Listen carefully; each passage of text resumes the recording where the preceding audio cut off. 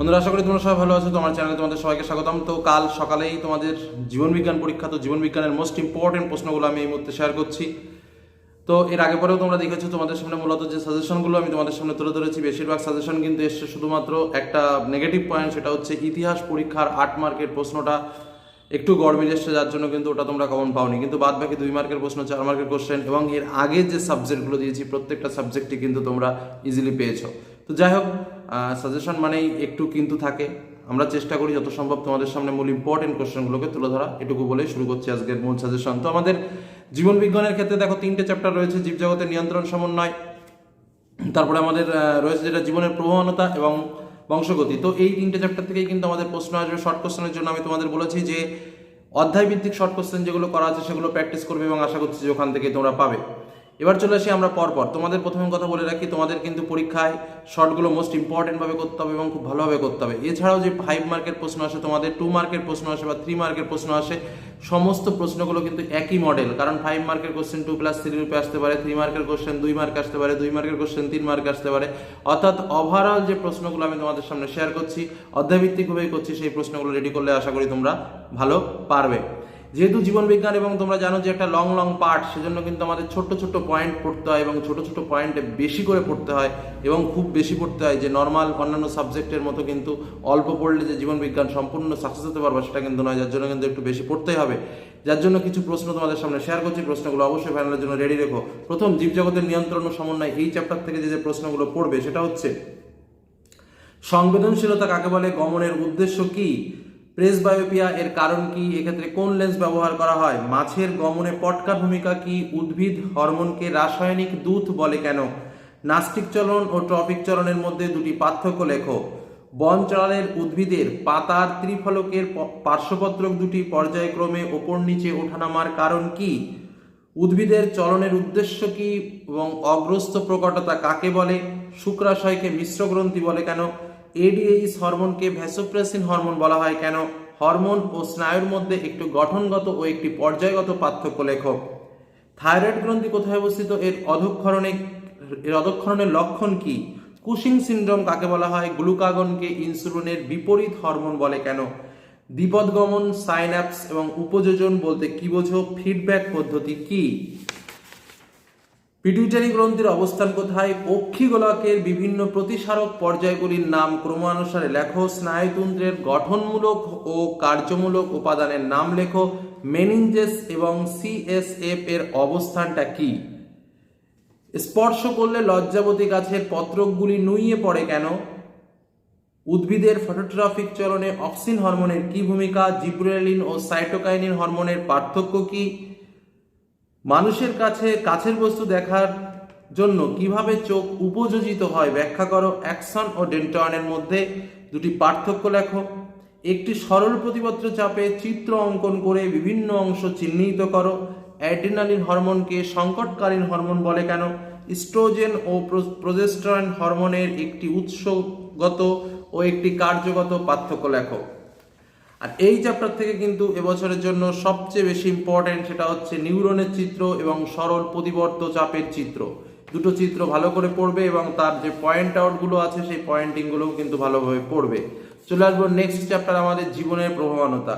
কিছু কিছু সংজ্ঞা বিশেষ করে মোস্ট ইম্পর্টেন্ট, যেমন নিউক্লিওটাইড, এপিমরফোসিস, কোষচক্র, জনুক্রম, micropropagation, cytokinesis, allele, chromosome, haploid ও ডিপ্লয়েড, ক্রসিং ওভার, সেন্ট্রোমিয়ার, নিষেক এবং পরাগযোগ। প্রত্যেকটা সংজ্ঞাগুলো ভালোভাবে পড়বে। নেক্সট কিছু কোশ্চেন রয়েছে, উদ্ভিদ কোষে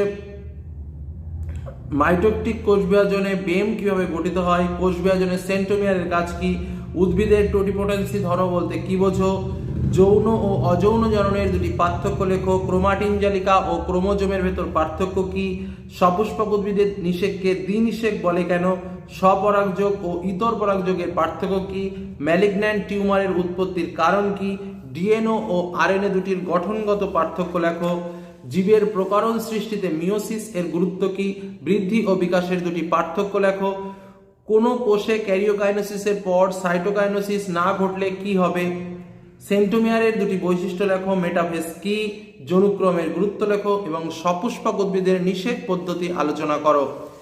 5 মার্কের জন্য মোস্ট ইম্পর্টেন্ট যে প্রশ্নগুলো রয়েছে সেটা হচ্ছে সেন্ট্রোমিয়ারের অবস্থান অনুযায়ী ক্রোমোজোমের শ্রেণীভাগ করো, প্রাণী কোষে কিভাবে সাইটোকাইনেসিস ঘটে তা চিত্রসহ বর্ণনা করো, একটি ইউক্যারিওটিক ক্রোমোজোমের গঠন চিত্রসহ বর্ণনা করো, একটি উদাহরণের সাহায্যে রেখাচিত্রের মাধ্যমে উদ্ভিদের জনুক্রম ব্যাখ্যা করো, এবং তোমরা অঙ্গজনের মাধ্যমে জোড় কলম শাখা কলম সম্পর্কে একটু আলোচনাটা দেখে রাখবে।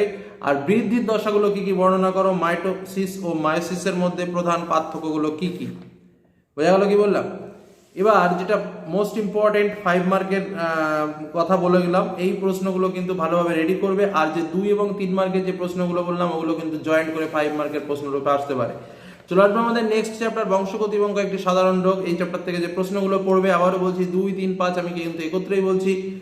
ক্রোমোজোমীয় মিউটেশন বলতে কি বোঝো, মেন্ডেলের প্রথম সূত্র ও স্বাধীন বিন্যাসের সূত্রটি আলোচনা করো, থ্যালাসেমিয়া রোগের লক্ষণগুলো কি কি, হিমোফিলিয়া রোগটি পুরুষদের ক্ষেত্রে বেশি দেখা যায় কেন, বংশে থ্যালাসেমিয়ার ইতিহাস থাকলে জেনেটিক কাউন্সিলিং জরুরি ব্যাখ্যা করো, মেন্ডেলের দ্বিসংকর জনন পরীক্ষায় A1 জনুতে উৎপন্ন সংকর উদ্ভিদ YYRR থেকে সম্ভাব্য গ্যামেটগুলি কি কি হতে পারে, পুরুষদের হেটেরোগ্যামেটিক লিঙ্গ বলে কেন, টেস্ট ক্রস কি, অসম্পূর্ণ প্রকটতার ক্ষেত্রে এক সংকরায়ন পরীক্ষার F2 জনুতে ফেনোটাইপ ও জেনোটাইপ অনুপাত কি হবে, বর্ণান্ধতার কারণ কি, হিমোফিলিয়া কেন হয়, বিভিন্ন সংজ্ঞাগুলো ইম্পর্টেন্ট এই চ্যাপ্টার থেকে। তার মধ্যে সংকরায়ন, ব্যাকক্রস, সহপ্রকটতা, প্রকরণ এবং ইমাস্কুলেশন।